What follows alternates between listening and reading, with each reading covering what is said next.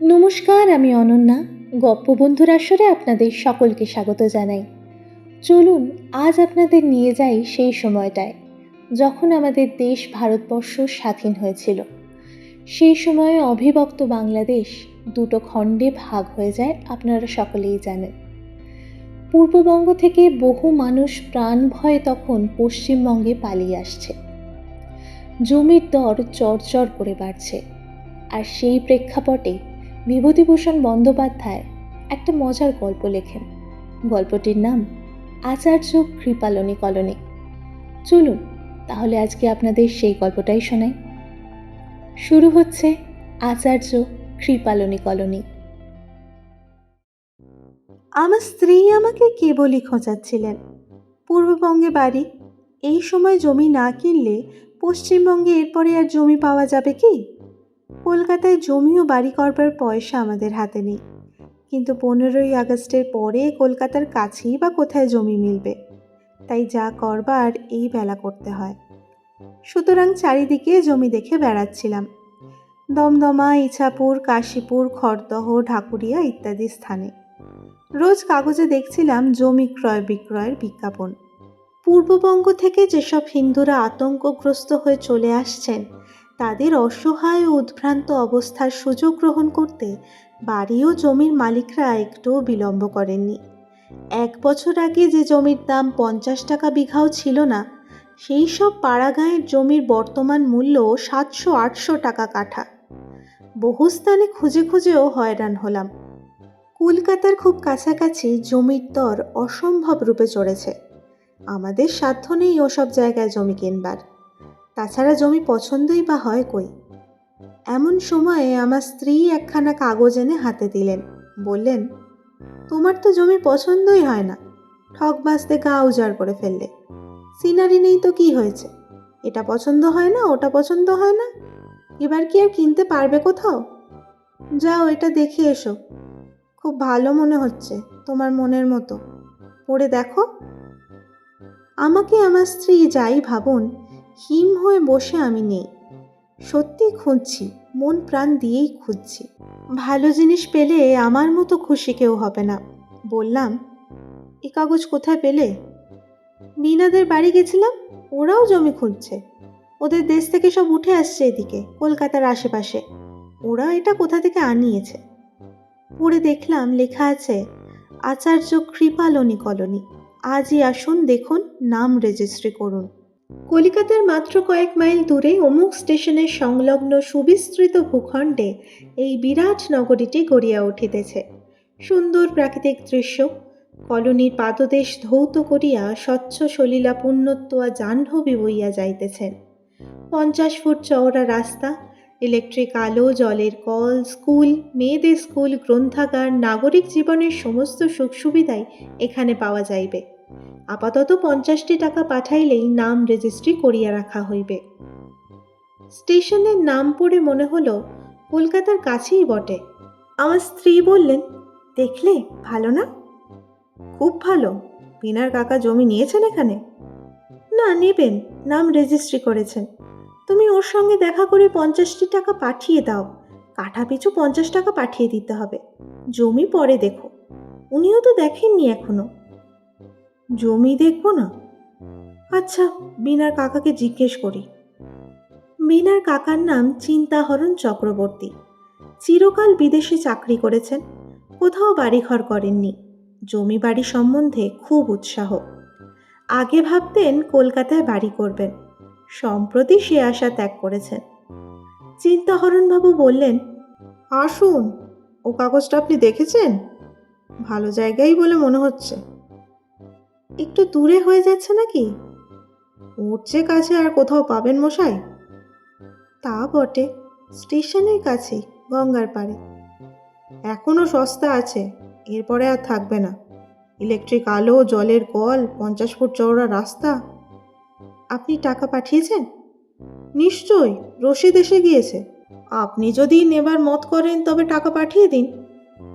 জমি না দেখেই? ও মশাই, এই বেলা নাম রেজিস্ট্রি করে রাখুন, এরপরে আর পাবেন না। ঠিকানাটা হচ্ছে the new national land trust, Rajibnagar. আমার স্ত্রী আমার নামের রসিদ দেখে খুশি হলেন। বললেন, কাঠা পিছু 50 টাকা। ক কাঠার জন্য টাকা পাঠালে? মোটে 2 কাঠা। এখন এখানেই থাক, 15ই আগস্ট কেটে যাক, সীমানা কমিশনের রায় বের হোক, তারপর দেখা যাবে। 15ই আগস্ট পার হয়ে গেল, সীমানা কমিশনের রায় আর বের হয় না। আমার স্ত্রী বললেন, একবার জমিটা দেখে এসো না, বিনার কাকাকে সঙ্গে নিয়ে যাও। অনেক লোক আসছে ময়মনসিংহ, পাবনা, নোয়াখালী থেকে পালিয়ে। আমাদের পাশের বাড়ির ফ্ল্যাটগুলো সব বোঝাই, এক এক গেরস্ত বাড়িতে 3-4 ঘর লোক আশ্রয় নিচ্ছে। কেন নিচ্ছে? কোথাও তো কোনো গোলমাল নেই।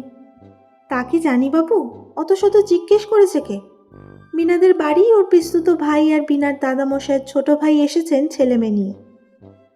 কথাটা মন্দ নয়, নাম রেজিস্ট্রি করেছি, জমি কোথাও যাবে না। তবে আর 1-8 কাঠা বেশি জমি রাখবো কি না, এটা ধার্য করবার আগে কলোনিটা একবার চোখে দেখে নেওয়া উচিত নয় কি? সন্ধ্যের সময় ঝড়ের বেগে বিনার কাকা আমার ঘরে প্রবেশ করলেন। বললাম, ব্যাপার কি, এত ব্যস্ত কেন? নিয়ে নিন, জমি কোথাও এতটুকু পাওয়া যাবে না এরপরে। হাজার হাজার লোক আসছে ইস্ট বেঙ্গল থেকে, আমার বাড়ি তো ভর্তি হয়ে গেল। জমি এই বেলা যা যেখানে নেবার নিয়ে নিন। বলেন কি? সত্যি বলছি, কলোনির জমিটা চলুন কাল দেখে আসি। দেখে এসে কিছু বেশি করে জমি ওখানেই কিনে রাখুন। কত করে দাম নেবে তা কিন্তু এখনো বলেনি। কাল সেটাও ওদের আপিস থেকে জেনে আসি চলুন। কোথায় যেন ওদের আপিস? রাজীবনগর, কোন নগরের কাছে। পরদিন কিন্তু আমাকে একাই যেতে হলো। বিনার কাকা যেতে পারলেন না, তার বাড়িতে আবার 2টি গৃহস্থ এসে উঠেছেন। তাদের নিয়ে তিনি বিব্রত হয়ে পড়লেন। কোন্নগর স্টেশনে নেমে রাজীবনগর যেতে মনটা বড় খারাপ হয়ে গেল। স্টেশনের সংলগ্ন তো নয়ই, পাকা 2.5 মাইল দূরে। কাঁচা রাস্তা কাদায় ভর্তি, যেমন জঙ্গল তেমনই মশা। খোঁজ করে এক গ্রাম্য ডাক্তারবাবুকে জমির মালিক হিসেবে পাওয়া গেল। তিনি একখানা টিনের ঘরে রোগীপত্র দেখছিলেন। যাদের সংখ্যা আর যাই হোক, ডাক্তারের পক্ষে ঈর্ষার বস্তু নয়। আমার দিকে চেয়ে জিজ্ঞাসা করলেন, কাকে যাচ্ছেন?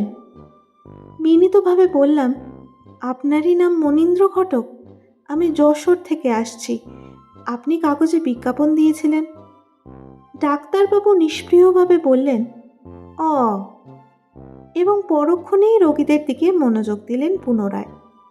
আমি বড় আশা করে গিয়েছিলাম। কলকাতা থেকে মাত্র 9 মাইল দূরে স্টেশনের গায়ে জমি। এই জমিটা নিতে পারলে নানা দিক দিয়েই সুবিধা, কিন্তু জমির মালিক অত নিষ্পৃহ কেন? তবে কি বিক্রি করবেন না বলে মনস্থ করলেন? প্রায় মিনিট 10 কেটে গেল, দাঁড়িয়েই আছি, কেউ বসতেও বলে না। আবার সাহস সঞ্চয় করে বললাম, আমি এই ট্রেনেই আবার ডাক্তারবাবু মুখ তুলে বললেন, কি বলছেন? জমিটা? কোন জমি? কাগজে বিজ্ঞাপন দিয়েছিলেন, স্টেশনের সংলগ্ন কৃপালনী কলোনি। ও। আবার রোগীদের প্রতি তার দৃষ্টি নিবদ্ধ হলো। আমিও অতটা সুবিধা সম্পন্ন যে জমিটুকু, তার খোদ মালিককে বিরক্ত করতে সাহস করলাম না। 10 মিনিট কাটল। এবার ডাক্তারবাবুই আমাকে বললেন, তা বসুন। বসবার অনুমতি পেয়ে কৃতার্থ হলাম। অনেকক্ষণ থেকে খাড়া দাঁড়িয়ে আছি। বসবার মিনিট 2 পরে আমি বললাম, জমিটার কথা ডাক্তারবাবু মুখ তুলে বললেন, কি বলছেন? জমিটার কথা বলছিলাম, একবার দেখলে ভালো হয়, এদিকে বেলা হয়ে যাচ্ছে। জমিটা দেখবেন? কার্তিক, কার্তিক, যাও এই বাবুকে জমিটা দেখিয়ে আনো। ভাবলাম, তাই তো, এটা আবার কি? ডাক্তারখানার পাশের ঘরে বড় বড় হরফে ইংরেজিতে লেখা আছে বটে, the new national land trust. গঙ্গার ধারে বিরাট ভূখণ্ড নিয়ে এই উপনিবেশ করে উঠবে। কিন্তু গঙ্গা থেকে রাজীবনগরই তো দেখছি 2.5 মাইল দূরে।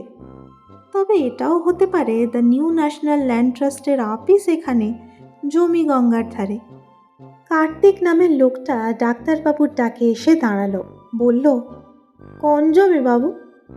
আরে ওই যে বড়জের পশ্চিম গায়ে। জমি? মোলোজা, হাঁ করে সঙ্গের মতো দাঁড়িয়ে রইলে কেন? হ্যাঁ জমি, কোথাকার ভূত? বাড়ির চাকরটা বোধহয় বোকা। প্রভুর এমন মূল্যবান ভালো বহু বিজ্ঞাপিত ভূমিখণ্ডের সম্বন্ধে কোনো খবর রাখে না কেন? আমি বাইরে বেরিয়ে বললাম, চলো। লোকটা পশ্চিম দিকে যাচ্ছে দেখে বললাম, ওদিকে কোথায় যাচ্ছ? স্টেশনের কাছে যে জমি, কৃপালনী কলোনি। স্টেশনের কাছে কোনো জমি নেই বাবু।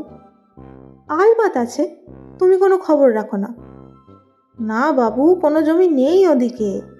শোনো, স্টেশনের গায়ে কাগজে যে জমির বিজ্ঞাপন দেওয়া হয়েছিল, 50 টাকা খরচ করে নাম রেজিস্ট্রি করতে বলা হয়েছিল যে জমির জন্য, আমি নাম রেজিস্ট্রি করে রেখেছি, রসিদ আছে পকেটে। এই কথাটা আপনি ওখানে বললেন না কেন বাবু? আমি তো আর কোনো জমির সন্ধান জানি না। কালও তো এক বাবু এসেছিলেন, তিনিও নাম রেজিস্ট্রি করে নিয়ে গেলেন। জমি দেখেননি? না, ডাক্তারবাবু বললেন জমি দেখে যাবেন সামনের রবিবারে। বেশ, আমায় নিয়ে চলো। বাবু, কি হলো আবার? আপনি জমি দেখতে চান? কি বলে আবল তাবল, জমি দেখবো না তো কি? আপনি এখানে দাঁড়ান, আমি জিজ্ঞেস করে আসি। আমি বিরক্ত হয়ে নিজেই আবার ডাক্তারবাবুর কাছে গেলাম। বললাম, আপনার চাকর জানে না আমাকে কোথায় নিয়ে যেতে হবে? এবার ডাক্তারবাবু দেখলাম আরেকজন ভদ্রলোকের সঙ্গে কথা বলছেন। তিনিও জমির জন্য এসেছেন মনে হলো, কারণ তিনি পকেট থেকে টাকা বের করে নাম রেজিস্ট্রি করলেন। ডাক্তারবাবু রসিদ কেটে দিলেন দেখলাম। লোকটির সঙ্গে আরও কি কথা হচ্ছিল জানি না, 2 টাকা দিয়ে রসিদ নিয়ে লোকটা চলে গেল। আমাকে ডাক্তারবাবু বললেন, জমি দেখবেন? আচ্ছা চলুন, আমি যাচ্ছি। পরে আমাকে দুর্গন্ধময় জল ভর্তি নালা, কচু বন, ভাঙা চালাঘর প্রভৃতির পাশ দিয়ে কোথায় কোন অনির্দেশ্য রহস্যের দিকে নিয়ে যেতে লাগলেন তিনিই জানেন। আমি একবার ক্ষীণ প্রতিবাদ করবার চেষ্টা করলাম। তিনি বোধহয় ভুলে যাচ্ছেন এই জায়গাটা স্টেশনের খুব কাছে, স্টেশনের সংলগ্ন বলে বিজ্ঞাপনে আছে। ডাক্তারবাবু আমার দিকে কটমট দৃষ্টিতে চেয়ে বললেন, আপনার তো আইডিয়া দেখছি বেশ। স্টেশন সংলগ্ন মানে কি একেবারে কোন্নগর স্টেশনের টিকিট ঘরের পাশে হবে মশাই? বলতে পারতাম সংলগ্ন বলতে 2 মাইল দূরবর্তী কি বোঝায়, কিন্তু না, দরকার নেই। পূর্ববঙ্গের অসহায় হিন্দু আমি, এখানকার জমির মালিকের সঙ্গে অনর্থক ঝগড়া করব না। স্থান পাওয়া নিয়ে কথা, চটে গেলে জমি নাও দিতে পারে। বিনীতভাবে বললাম, কলোনি কত দূর? মাইলখানেক দূরে। বিস্মিত হয়ে বললাম, বলেন কি, তবে 3.5 মাইল দূরে পড়ল স্টেশন থেকে? এর নাম সংলগ্ন? এ তো কখনো শুনিনি। ডাক্তারবাবু থমকে দাঁড়িয়ে গেলেন, বললেন, না শুনেছেন কি করব, কিন্তু আপনাকে বলছি এ কলোনির 1 ইঞ্চি জমি পড়ে থাকবে না, সব নামে নামে রেজিস্ট্রি হয়ে যাচ্ছে। আপনার ইচ্ছা না হয় না নেবেন, তবে কি দেখতে যাবেন না দেখবেন না? না, চলুন যাই। পকেট থেকে এক গোছা চিঠি বার করে ডাক্তারবাবু আমার নাকের কাছে ধরে বললেন, এই দেখুন, মানি অর্ডারের টাকা আসছে অফিসে, রোজ 1 গোছা করে চিঠি আসছে, আপনি দেখুন না মশাই, না দেখলে ঠকবেন এরপরে। তবে আপনি না নিলে জোর করে তো আর আপনাকে দেওয়া হবে না। রাস্তায় ভীষণ কাদা, একটা গোয়ালপাড়ার ভেতর দিয়ে যাচ্ছিলাম।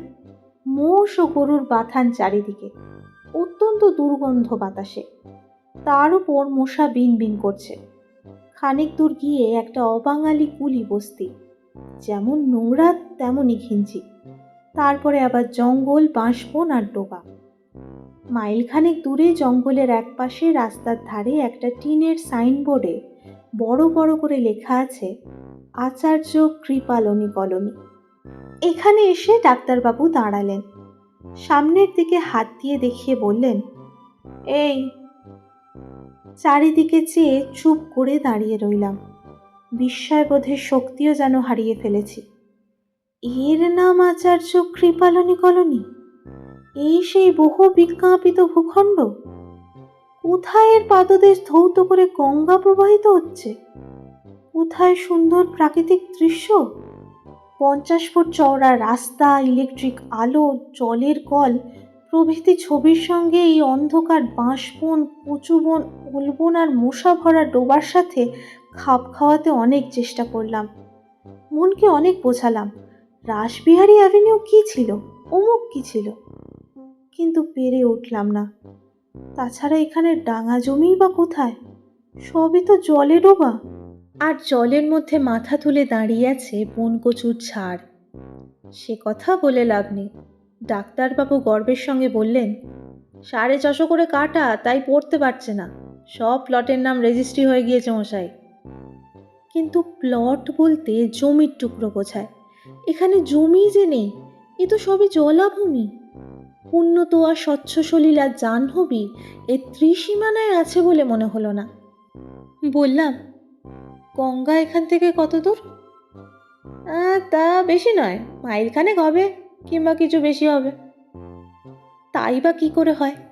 গঙ্গা এখান থেকে 4 মাইলের কম কি করে হয় বুঝলাম না। সে যা হোক, তর্ক করলাম না, ফিরে আসলাম। এই জলাভূমি আর কচুবনি হয়তো এরপর পাবো কি না কে জানে। মন ভীষণ খারাপ হয়ে গেল। বাড়ি আসতেই স্ত্রী ব্যস্ত হয়ে জিজ্ঞাসা করলেন, হ্যাঁ গা, কিরকম দেখলে, ভালো? বললাম, চমৎকার। বলো না কিরকম জায়গা, গঙ্গার ওপর? সংলগ্ন বলা যেতে পারে। বেশ বড় রাস্তা করেছে। মন্দ নয়, বড়ই। বিনার কাকাকে সেদিন কিছু বললাম না। 50 টাকা জলে ফেললাম বটে, কিন্তু হাঁফ ছেড়ে বাঁচলাম। পূর্ববঙ্গই ভালো। আর জমি খুঁজব না ঠিক করে ফেললাম। পরদিন র্যাডক্লিফের রায় বের হলো। আমাদের দেশ পশ্চিমবঙ্গেই পড়েছে। শুনছিলেন বিভূতিভূষণ বন্দ্যোপাধ্যায়ের আচার্য কৃপালিনী কলোনি। গল্পটা আপনাদের কেমন লাগলো লাইক ও কমেন্ট করে জানাতে ভুলবেন না। সেই সঙ্গে এরকম আরও অনেক গল্প শোনার জন্য সাবস্ক্রাইব করুন গপ্পবন্ধু অনন্যাকে। দেখা হচ্ছে পরের পর্বে। ততক্ষণ সঙ্গে থাকুন, গপ্পে থাকুন।